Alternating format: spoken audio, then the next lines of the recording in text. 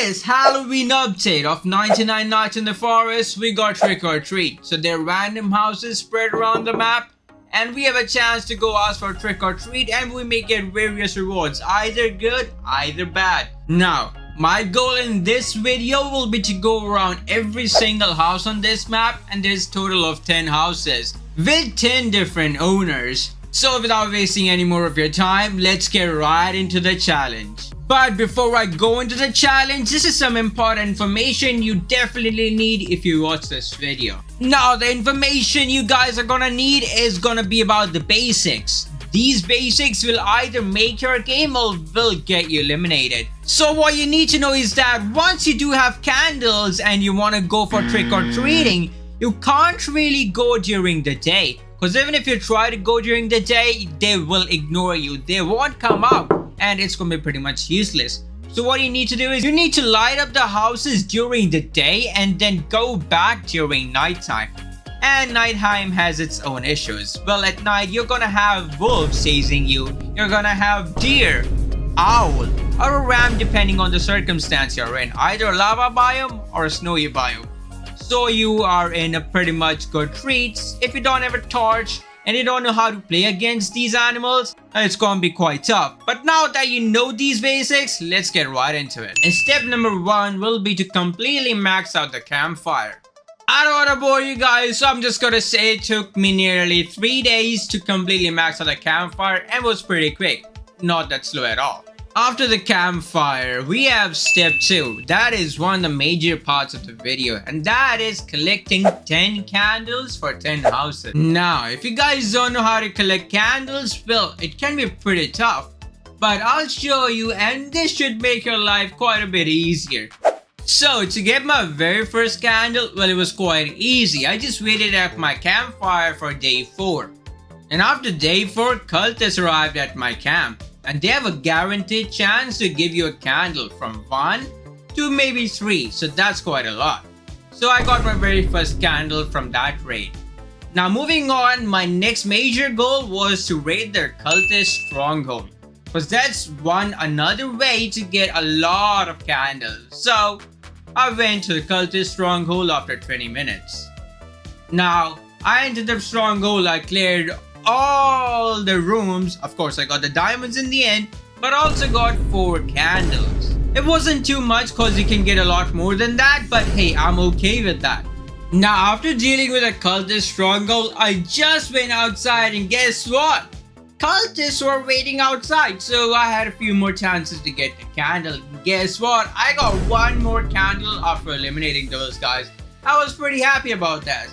And my total candle amount went up to 6 candles. I just needed 4 more to complete the 10 candles we needed. So I was pretty much along the way. But now I couldn't really wait for another stronghold raid. It would be much tougher to do a stronghold raid because the enemies get stronger the second time. But luckily I spawned with a lava biome, and now that was one of the most deciding factors I had in the game. Because lava biome has a lot of cultists. So I went to lava biome and I got my candles pretty easy. I got 3 candles by eliminating cultists and 1 candle from a chest. So my total count was now 10 candles. I was done with my step 2 of collecting 10 candles for 10 houses. Now it was time to find these houses, light them up, and start the trick or treating. So my first house was the easiest, the fairy house. So I lit it up during the day. It was time for me to wait the night out there. And during night, it was time to trick and treat. And guess what?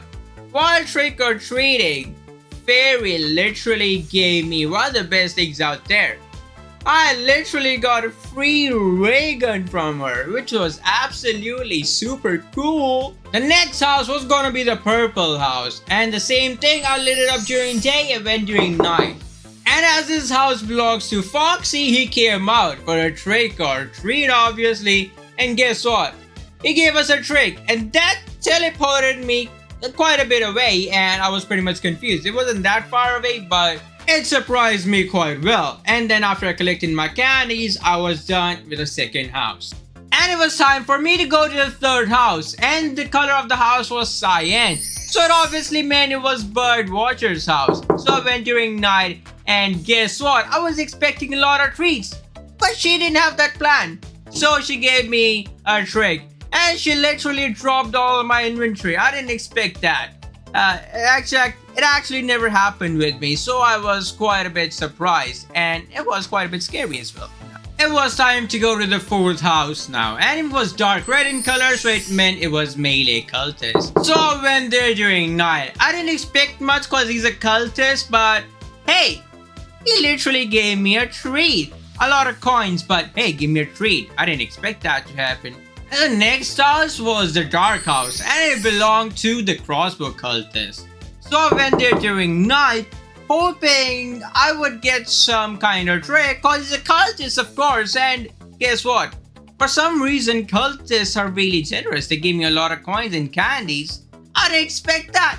But hey, it was time to move on to the sixth house, and it had a lot of farm area around. So it was the Pelt Trader house. So I went there during night, and well, guess what? He came out, of course, to give us a trick or treat. And guess what he gave us? Of course, he gave us a treat. But unluckily, it was just coins, and I have absolutely no use. But I do like the candies though, they're pretty good. The next house was the alien house. It's pretty easy to find since there's a UFO roaming above the house. And it is quite great. So I went there during night, but guess what? The deer started following me. So I went back to base, but I went back, but the deer is literally stuck to the house. An alien came literally through it, and he gave me a really good treat. I literally got a laser cannon, one of the best weapons in the game, and some candies. I couldn't ask for more. And now moving on to our next house, I found a blue house, so it meant it belonged to Cracky. And I went there during night. This time I wanted to get a little bit of trick, but let's see what did he give me. What are you guys saying I got? Well, I literally got a trick. I got a Halloween pumpkin head over me. But hey, I was expecting that to happen. And moving on to the next house, I went to the furniture trader's house. I lit it up during the day, but during night, when I went there, the ramp teleported in front of me. So I had to juke the ramp, and it was no easy task. Just kidding, it was pretty easy. I had to move to the side. So I moved to the side, lit the house again for some reason. It went out, and furniture trader came out. I was hoping for some furniture treat, you know. It would have been something. Well, I got tricked. He did put furniture on me. I couldn't move at all. A literal bowling ball stuck to me. It was pretty funny to watch though. And now moving on to our last house. It was the greenhouse, and only owner left was Viridial. So I went there during night, and Viridial greeted me to end my challenge with a literal treat, of course. And well, that was a pretty good ending to the challenge. Now guys, if you did enjoy the challenge, if you found it helpful for your challenge, make sure to subscribe, drop a like, and I will be seeing you guys in the next video.